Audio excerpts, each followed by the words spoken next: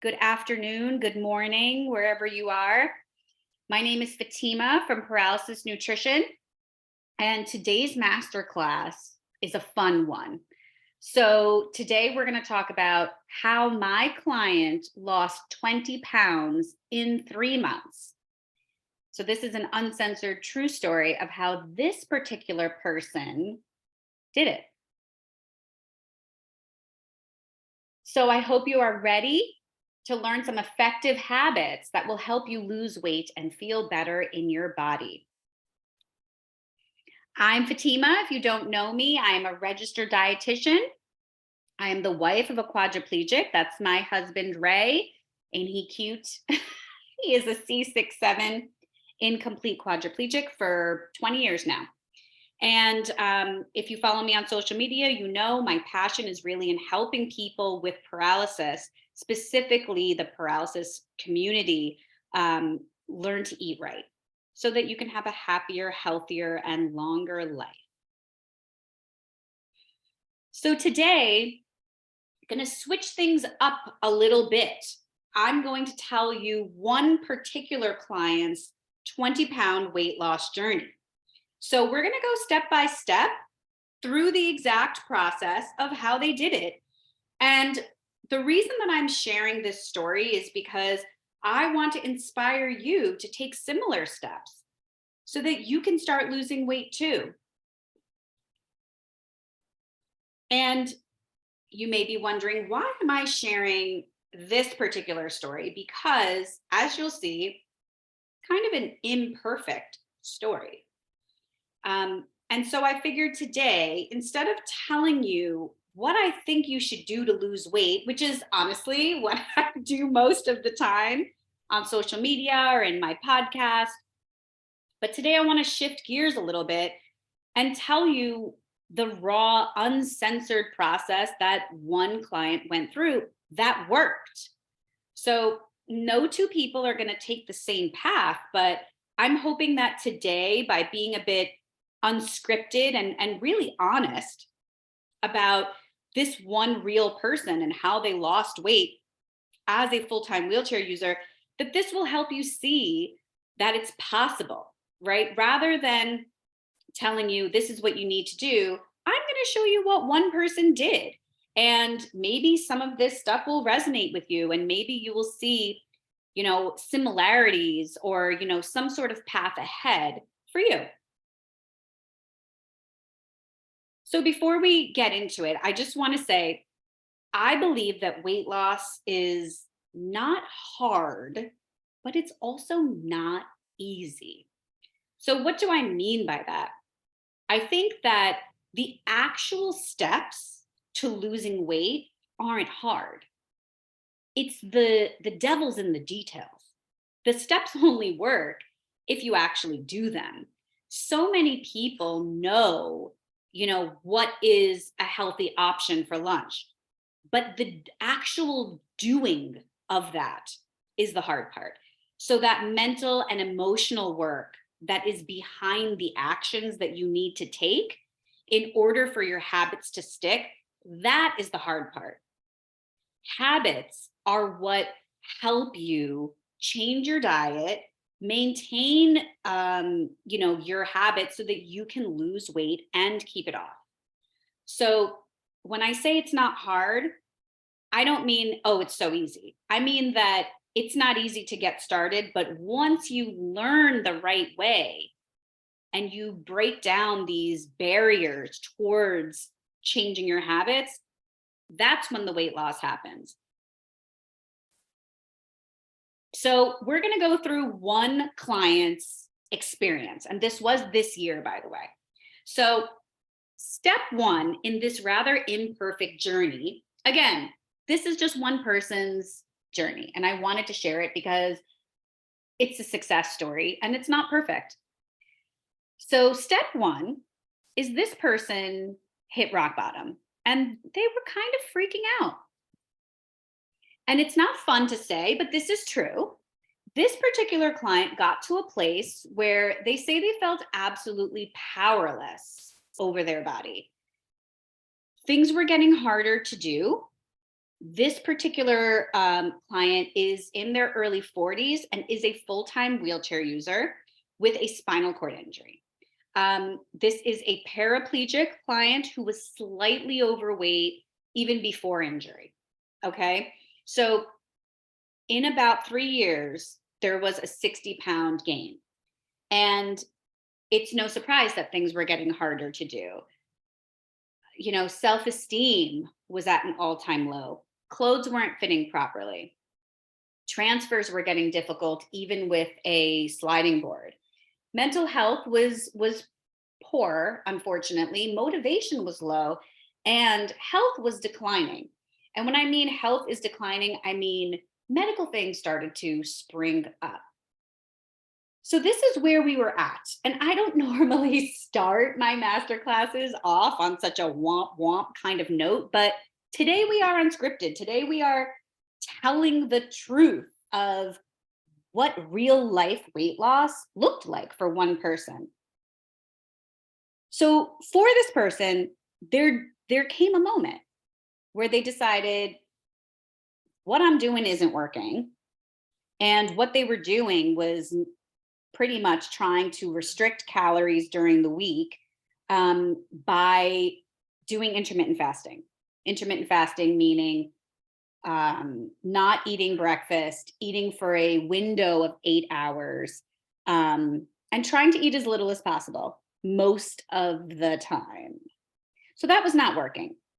And so this particular person decided that they were going to invest in solving their problem. The weight kept coming on, and I remember the first call, the first, interaction with this person was a sort of a panicky place. And this particular person, this was their first step. The first step was not a good feeling, but they decided that they were going to do something about it. So this person signed on for my 3-month weight loss program. Step 2 is this person had to forget what they thought that they knew about weight loss. And before I even go to the next slide, I'll just say, what comes up for you when I say weight loss? What methods, what behaviors do you think of when I say weight loss? Are they positive things? Are they scary things? What comes up for you, when you think about weight loss? I think for a lot of people, including this particular client, restriction was something that they thought they had to do. They had to eat as little as possible. And it wasn't working. So just wanted to kind of pause for a second and have you think out loud, like, what do you think about when it comes to weight loss? Is it portion control? Is it giving up sweets? Is it adaptive cardio? What do you feel? What do you think is the way that you should be losing weight? Because I think a lot of us have, unfortunately, false beliefs about what weight loss has to look like. And so let the dieting deprogramming begin. Yay! So, like I said before, this particular client was trying to restrict calories and was trying to adopt an intermittent fasting routine. And so, what that means is in the morning, they wouldn't eat, they would do bowel program, not eat, leave the house, go to work, have some sort of small lunch, have a large dinner, and try their best to eat as little as possible. However, this was not working. And it's painful, I've noticed, because I have been doing this now for 3 years exclusively with clients who have spinal cord injury or another diagnosis that leads to paralysis. My clients are intelligent people. These are smart people. And it's sort of painful for intelligent people to hear that they're doing something wrong. I know that eating habits in particular are a touchy subject because food and nutrition is something that everyone has experience with, right? And so some people think, oh, well, it's common sense. This is a healthy food and this is an unhealthy food. Or everyone knows that eating less is going to, you know, result in weight loss. Whatever it is, whatever your thoughts about weight loss and healthy eating are, I am here to tell you that proper nutrition for paralysis is not what weight loss dieting is. It's not the same thing. Proper nutrition for paralysis. Yes, if you want to lose weight, you need to be in a calorie deficit. However, there are special medical considerations that you need to take into account. So, for example, intermittent fasting. I have an entire podcast episode about this. You can check it out. Um, Intermittent fasting is terrible for bowel health, terrible for the gut. And so that's not a good diet for somebody who has neurogenic bowels. So this particular client, we're not going to talk too much about the bowel stuff. I could do an entire, maybe I will, masterclass just about how, again, this same client improved their bowels by making nutrition changes. But let's just say the bowel program was a disaster. There was so much constipation. There was so much frustration around bowel program. And this was 100% related to diet. That's it. It was related to diet. And so when I say special medical consideration, I mean, you've neurogenic bowel, you have to eat a certain type of way. Intermittent fasting isn't it. Not only was it causing crazy constipation and bloating, this person was gaining weight, which again, it is painful for intelligent people to hear that they are doing something wrong, especially when they're trying hard. So this client was sort of doing intermittent fasting because this was something that they did Monday through, Thursday or Monday through Friday. And then Friday, Saturday, Sunday, there was no plan. There was nothing restrictive about Thursday or Friday to Sunday. So a lot of people do this where they try to eat as little as possible or quote unquote be good during the week. And then they go off the rails on the weekend. And this is a really, really common pattern. So diets are no good. Eating food is good. Eating the right foods is good. This is what's going to help you lose weight.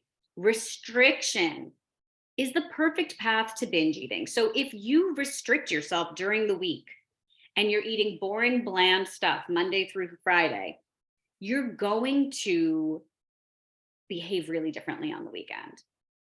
You do not have to starve yourself to lose weight. And that's actually going to make you lose muscle.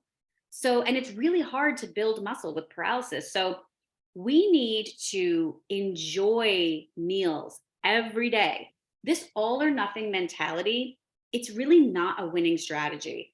We have to stop vilifying our favorite foods and saying, I can't have this, I can't have that. There is no such thing as perfection when it comes to eating.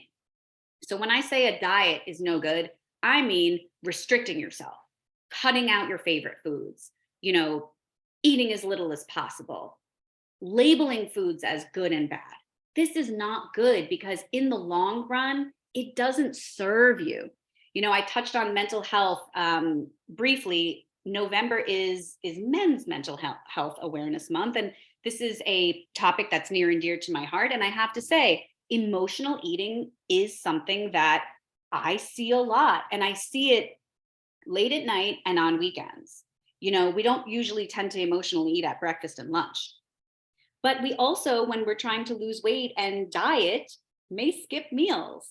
And so restriction, i.e. skipping meals, this is the perfect path to binge eating.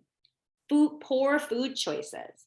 This is not it. And I understand that for so many people, what I'm saying might be like unwelcome. Like maybe you want to hear, don't eat this, don't eat that, because that's what you're comfortable with. And I don't blame you because learning to have a healthier relationship with food, this is a big topic. This is a lot harder than the black and white all or nothing mentality. Like I'm either on a diet or I'm eating whatever. That's sort of easier to do. But the sad thing about that is that one, it's miserable because first you're restricting and then you're eating whatever, which probably makes you feel guilty. So that strategy is hard and miserable and doesn't work for weight loss. So there is no, it's a no-win situation.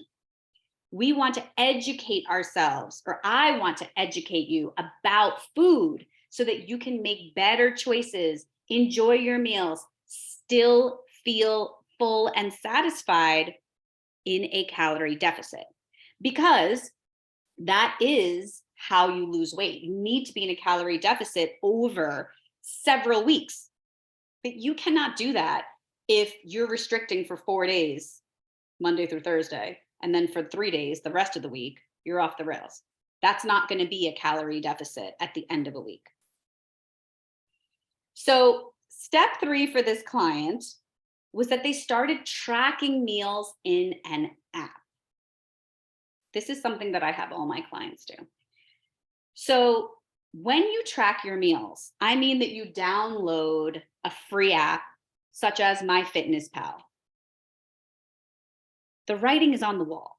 When you start truthfully tracking your meals, you probably be really surprised. Once you know how many calories you're supposed to eat for weight loss, which is something that I do, that of course I did with this client, I gave them a calorie number and then a macro breakdown. Macros are macronutrients: protein, fat, and carb. You need all 3 of those. And we set the percentages of how many calories come from protein, how many come from fat, how many come from carbs. Once you know the right numbers and you start putting your actual food intake into an app, it becomes pretty clear why you're gaining weight, why you don't feel well, maybe why you feel hungry all the time and then so you overeat. You probably also be shocked that you had no idea that this is what you were actually eating nutrition wise. Not this client, but another client that I have recently tracked a couple of weekends, and it's nearly 4,000 calories for the weekend.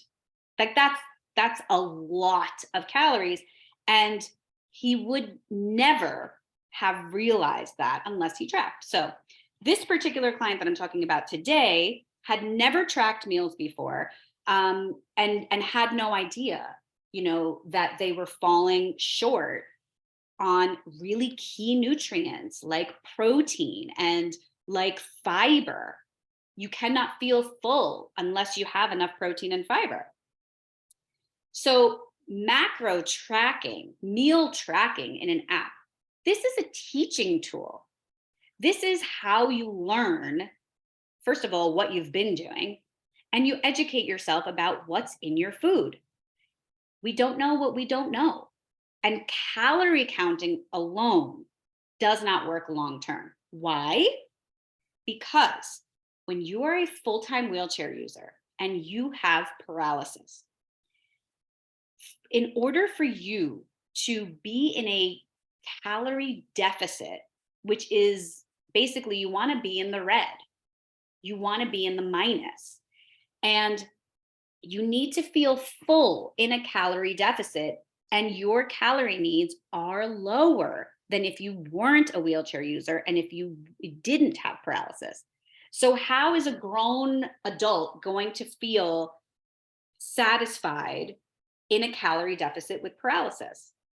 By macro tracking, by eating more of the things that help keep you full and balancing the meals, And so if you have no idea how many carbs are in a bagel, how much protein is in hummus, I don't know these numbers off the top of my head, but I do know how to portion these things so that my clients can stay in a calorie deficit.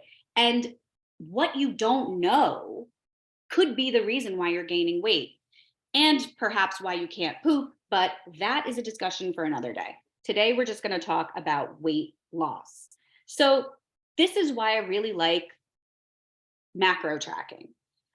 Nobody really knows what they're doing in terms of nutrition, right? In terms of what is in their food until they can start keeping track of it. Step 4 in this client's journey, they started eating 3 meals a day plus a snack. So that's very boring, right? Very anticlimactic. I'm sure you've heard it before. But this is true. Prior to working with me, this client was not eating breakfast, eating a small lunch at the office, and then eating a big dinner at home. And guess what?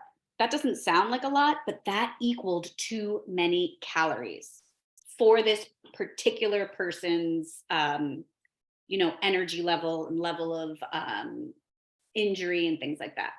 So, in a nutshell, it was too many carbs, not enough protein, not enough fiber, also, I should say. Lots of bloating and constipation from this eating pattern of no breakfast, small lunch, big dinner. Lots of bloating and constipation. But, again, I digress. Today is about weight loss, not about pooping. I will try not to talk about pooping today, but they are related, right? So when you eat better, everything gets better in your body, including your bowels. So when this person switched from this sort of intermittent fasting pattern to 3 meals a day, plus sometimes a snack around 3 or 4 p.m., the total calories went down. So more frequent eating, less calories.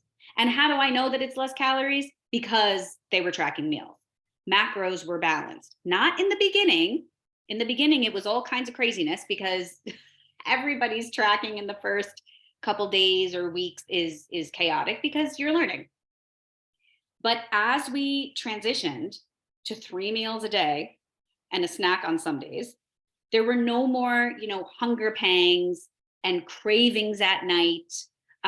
If you are a person who is very, very hungry at night, I guarantee you are also a person who skips meals during the day.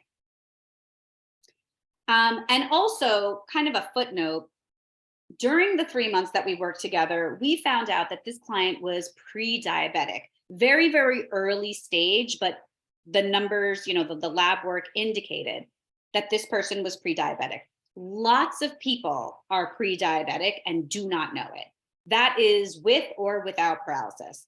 So by going to 3 meals a day, by increasing fiber and protein, we improved blood sugar levels, which also helped with cravings. So when we eat better, when we track macros and we are educated about our, current eating pattern and why that's problematic, everything gets better. You lose weight and, your health gets better. I am really, my husband is quadriplegic. I don't really care too much about weight with him. He's not technically overweight. I know if he wanted to, I know that he would like to lose maybe 5-7 pounds, but I really don't care. I mean, as a dietitian, as a wife, I am more concerned about like health, because I'm thinking long term. And I think about that with my clients too. Like when I hear you have to lose weight and you're pre-diabetic, I'm more concerned about the pre-diabetic part than the weight part. Yes, they kind of go together, but I've noticed that people focus, I mean, I don't want to say entirely, but they focus like 80% on the weight. And I am focusing more on the overall health picture, than I think people realize.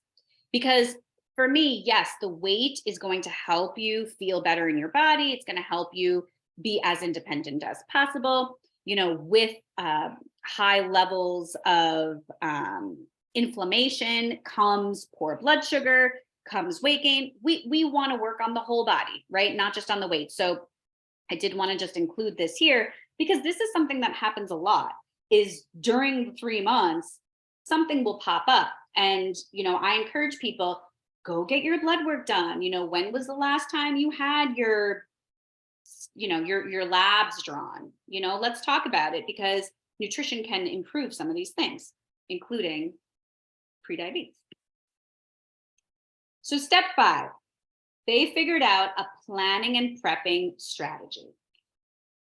And I will just say this, it is completely impossible, implausible, whatever you want to say, to eat better and lose weight if you don't think ahead. And when I say meal plan or meal prep, does that make you envision a fridge full of Tupperwares that have like 3 different meals in them? And if so, shake your head, get that vision out and get yourself a new vision. Because when I say meal plan and prep, I just mean thinking ahead. You do not have to spend hours doing this, but you do have to figure out a system that works for you. This will look different for everybody. If you live alone, you're shopping for one. If you're like us, I shop for a family of 4. It's different. If you work from home, if you're retired, if you are a student, if you're working in an office, everything is going to be different, probably for you, right? So for this client, we started to use an online grocery shopping app. So this particular client had family that was involved in cooking. Breakfast was something that was prepared the night before. Lunch was prepared in the morning before going to work. And dinner was the more elaborate meal with family. And that was the thing that kind of depended on the day. But the breakfast and the lunch, we would choose like 2 things for the week and just sort of rotate them. I have had clients utilize different support, methods, let's say. So like, for example, if you have an aide or a caregiver that is responsible, for your health, eating your meals and prepping meals is part of that, right? And I have had some difficult discussions with not this particular client, but with others to say, you need to advocate for yourself. If you have an aide that's kind of sitting around for parts of the day, waiting around for you, like they need to be doing something else. And it is absolutely part of the care when it comes to a caregiver, to plan and prep food.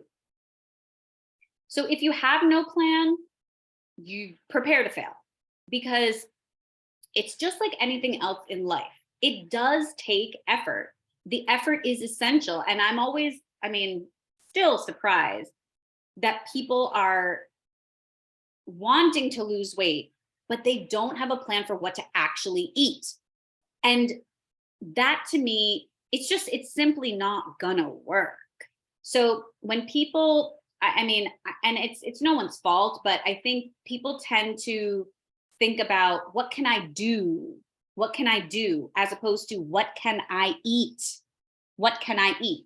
I want to really kind of hammer this point of weight loss is about having enough of certain things, right? And watching portions on other things. It is not about restricting and eating as little as possible. If you like to eat, which most people do like to eat, we love to eat in this house. It does take effort. In our home, I'll just share, my husband and I use an app, and I would say like 75% of the time, he's the one who picks up the groceries, because it's like a pickup service. So we use the Instacart app. We can both add things to the cart. And then when we're ready to check out, usually he will check out because he knows when he's going to be near that store. You just drive in, you push the button on the app that says that you're there, pop the trunk, and they put the groceries in. So it's actually really nice. That is something that has come out of the pandemic, is that this grocery stuff is easier for my husband to help with, because before it was it was entirely on me. So it's going to look different for everybody. The effort is essential. What the execution looks like may look different in your family, in your home, um, than it does in someone else's. But grocery shopping is the basis for weight loss because it's all about what is available, what comes in your house.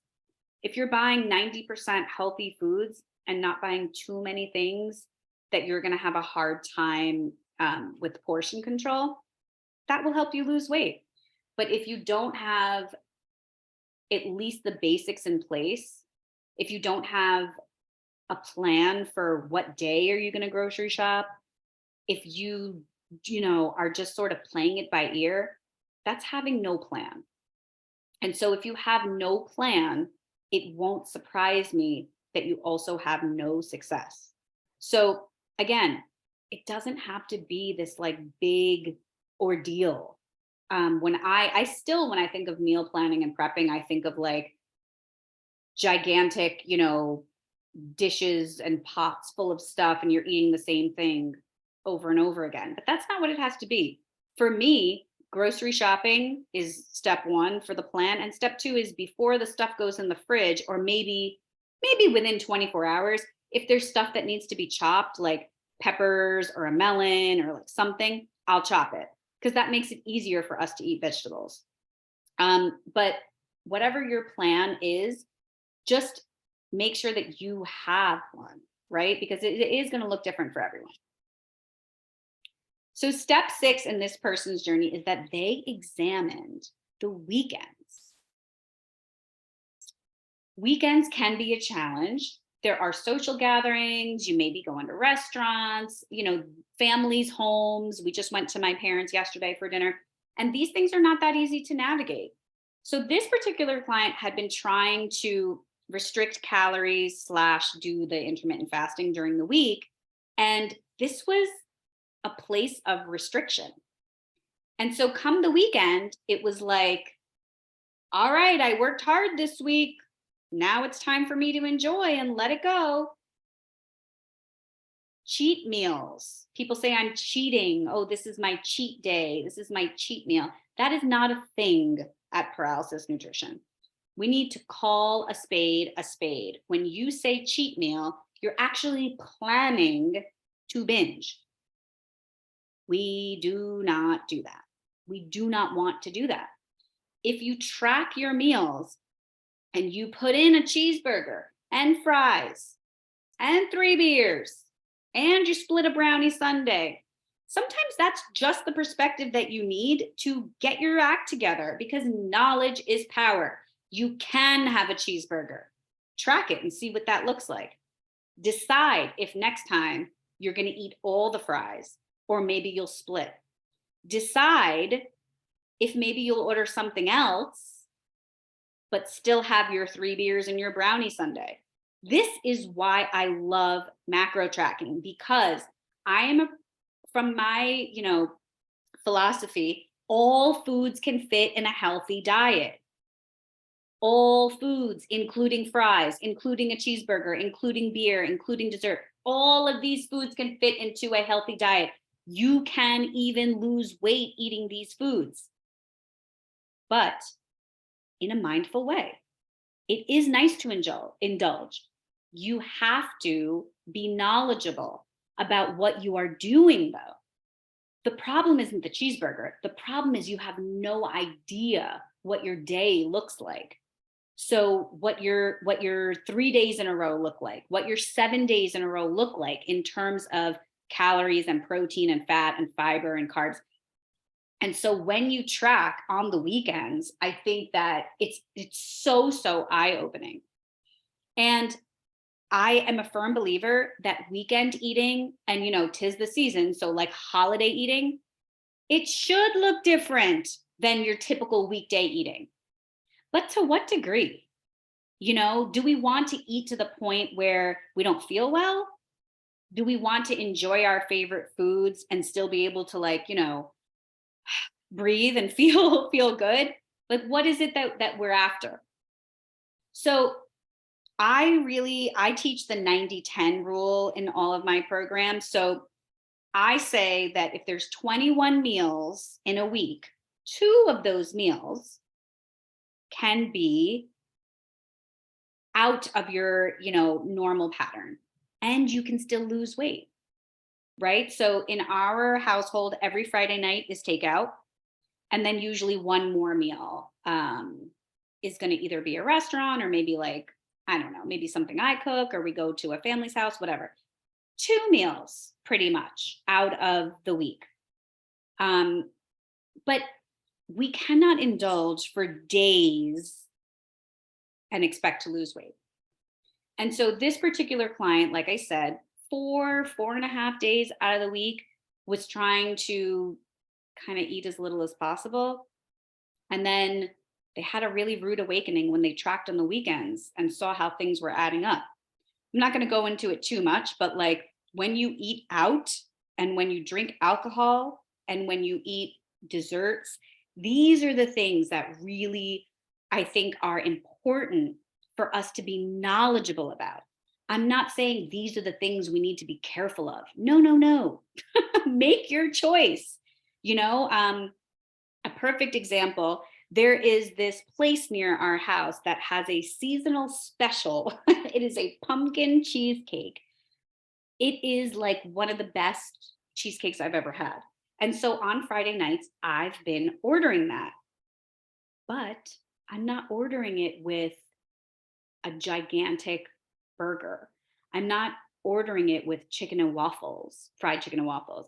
I'm ordering it with one of their really, really kind of like fancy salads, which I absolutely love.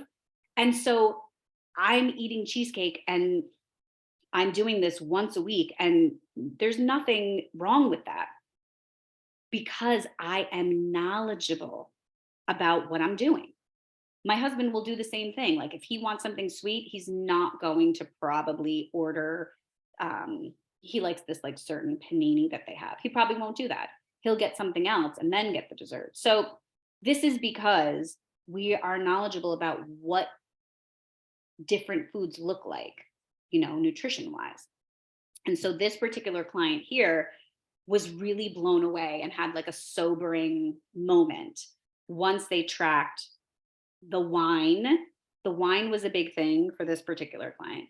And the food, of course, too, right? And again, I'm not going to go into it today, but this really, really wreaked havoc on the bowels as well. This eating pattern, which is quite chaotic, right? Um, I think that when you have more knowledge of what's in your food, you will start making better choices immediately. So, step 7, this client lost 12 pounds in the first month and then only 2 pounds the second month. And they were really disappointed. So, that first month, they were so motivated and ready to go. They had just signed up with me. It was like a big change, and they lost 12 pounds. Felt so good about that. And then became a bit lax. Following month, lost 2 pounds. I thought that this was still good because we didn't gain back weight that we lost. I think that would have been really devastating. But I said, you still lost 2 pounds. So you're still doing well. Like you are still in the negative. Ooh, but they were so annoyed. And they knew exactly why this happened because they got too comfortable and let things slide. They did see more weight loss, but not as much as the first month. And this was a great learning experience.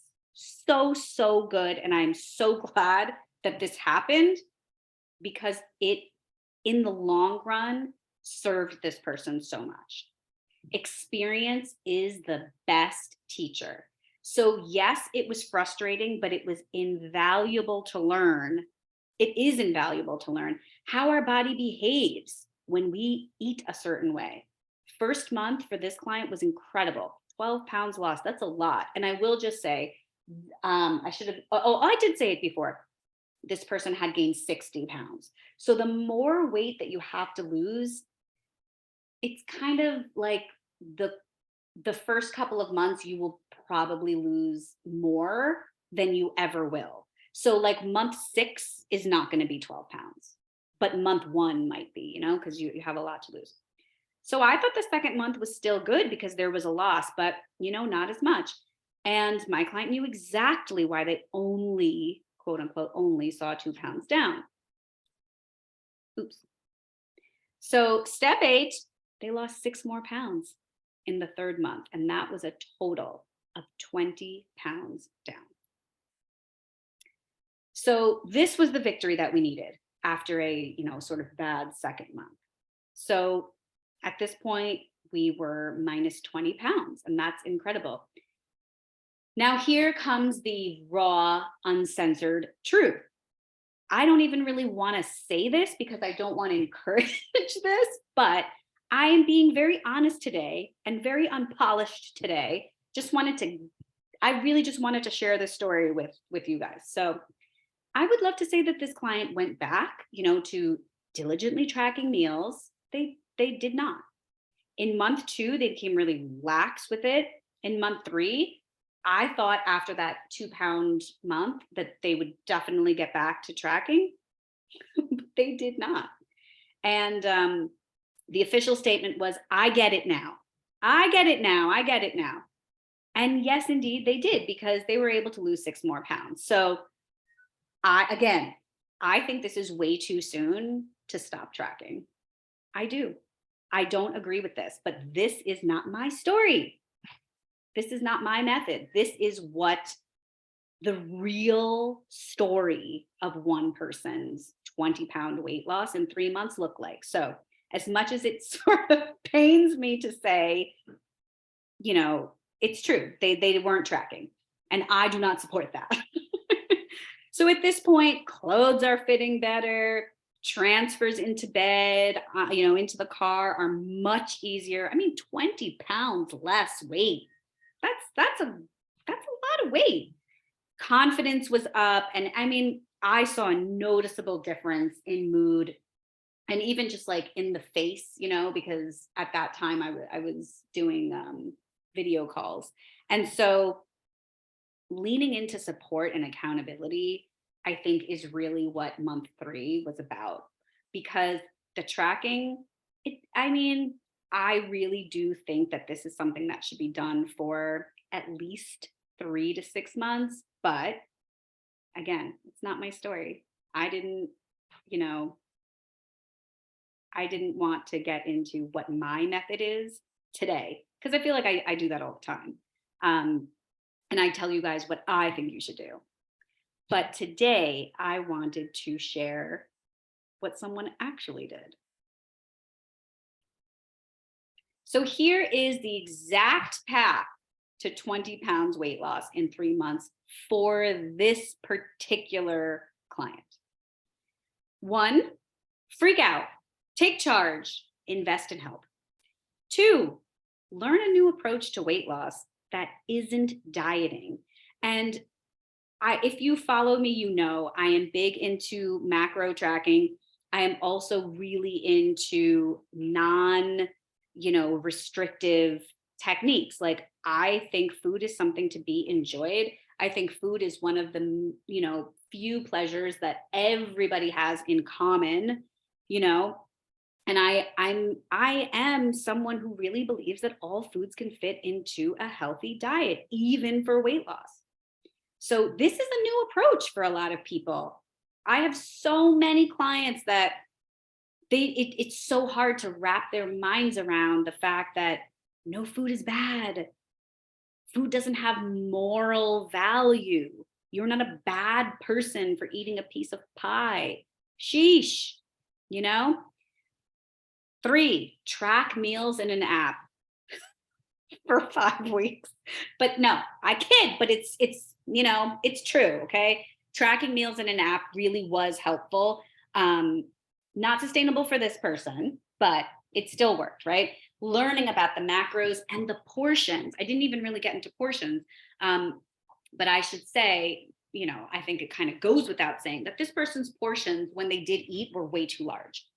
Okay. 4, learn a new routine. So I know it's boring, but I mean, 3 meals a day, 3 meals a day. You can even do a snack. Like, depending on the day, I mean, I tend to do a snack also around 3 or 4 o'clock because um, our evenings are sort of busy. Like, I pick up the kids and then we often will have an activity. And by the time we get home, so 3 meals a day plus a snack. The reason I like the snack for a lot of people who tend to overeat at night is because you won't be starving at 6 o'clock if you had something at 4. So, new routine. Number 5, think ahead before you're hungry. So that's the planning and prepping for success. And this is going to look different for everybody. Everybody has a different living situation. 6, rethink weekends and that cheat meal mentality. Eating is not a game. Food is not a game. Your health is not a game. Cheating is planning, to binge. I don't like that. We need to enjoy our meals every day. Like, the amount of people who think that croutons and salad dressing are bad for you, that's not true. Those are perfectly fine. If they make your salad, a happy, good experience, you need to put those in your food. So rethink your mentality, yes, about weekends and cheat meals, but about the moral value of food too. That's a big thing. 7, lose weight. See success, get comfortable, and then lose less weight. 8, get wiser, stop tracking, and continue to lose more weight. Again, this is not my method. This is someone else's exact path to 20 pounds weight loss in 3 months. And I love that it is imperfect because it is true. It is real. It is possible. And this is not a miserable weight loss story. This is a really, I think, inspirational thing because this person didn't, start restricting and eating weird stuff. To quote, this person who never ate breakfast said that a few, I forget which one it is, but one of the recipes that I have as a resource in the meal plans, this person said that the recipes were phenomenal. Okay, phenomenal, not my word. And this is a person who said that they didn't want to eat breakfast and didn't like breakfast, now saying the breakfast recipes are phenomenal. Okay, so it's possible to change your habits and like it. You can like it. If you don't like it, you're not going to keep doing it. That's really the secret of any habit, is if you don't like it, you won't keep doing it. We can only, push through for so long. At the end of the day, we're not going to adopt any habits that don't actually feel good or give us some sort of benefit. So I'm curious if you're surprised, because this probably was not the story that you were expecting, but this is reality. They did it their way and it worked. 20 pounds down in 3 months is a big deal. And what did it? I think the education. I think most people just don't know what their day looks like when they have a bagel for breakfast, a grilled cheese for lunch, and pasta for dinner. I just think people don't know what that looks like. Or if they have coffee for breakfast and Panera for lunch and one of those, meal kits like one of those chef, what are the Fresh Directs or something for dinner. Yeah, you maybe don't know what that looks like. So I think the tracking, the education, like knowing what's in the food. And yes, the tracking was short-lived, but I think that was a lot of the education of like seeing the writing on the wall. I think that the live group meetings, the motivation, the support being around like-minded people is really, really powerful. I hang out with a bunch of like dietitian colleagues online, so it's like if I wanted to do something, right? Like I'm a dietitian in virtual practice. So I hang out with other dietitians who are in virtual practice. Um, and so being in a group of people who were wheelchair users, um, I think was really different, right? And I don't want to say this, but I have an entire online course as part of my program, and this person didn't even watch my online course modules.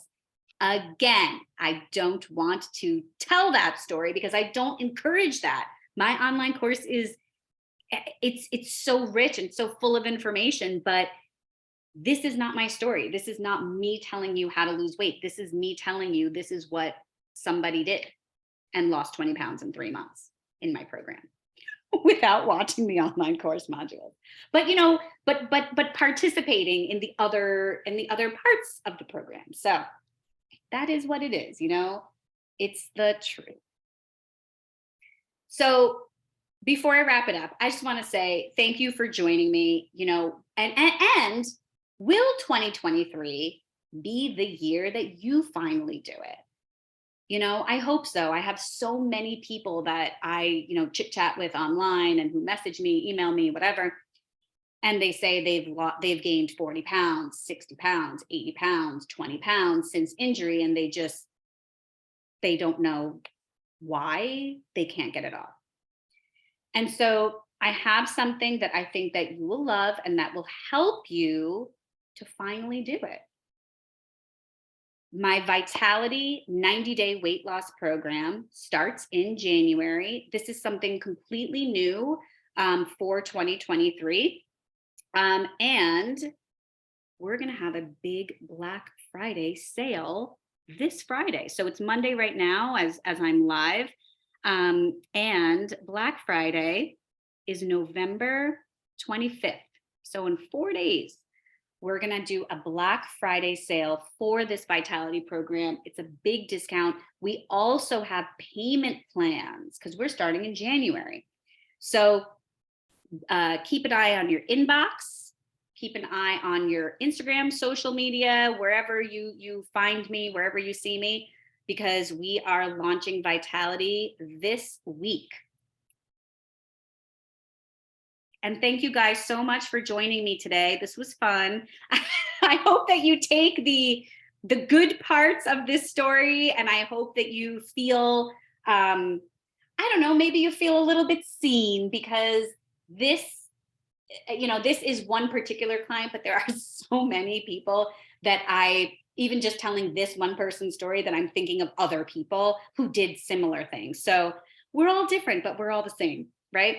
So I will see you guys, and thank you so much. If you're watching the replay, I see you too. I thank you for joining me. Thank you guys so much.